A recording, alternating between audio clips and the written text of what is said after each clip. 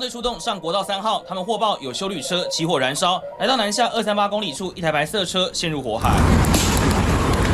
消防队员一到，马上布水线灌救，白色休旅车车头起火，火势猛烈，浓烟不断窜出，从保险杆烧到引擎室。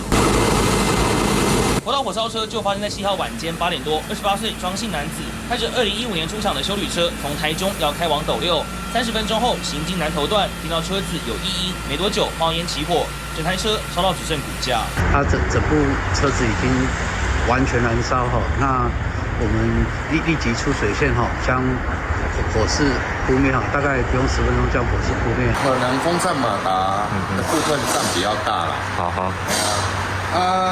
当然，大灯的部分也有可能，也要看它是什么车种。专业车厂师傅说，如果是车前头起火，有可能是风扇马达散热出问题，一路烧到引擎室。另外，保险杆前后周边都有塑胶易燃物，所幸驾驶及时逃生，没有人员伤亡。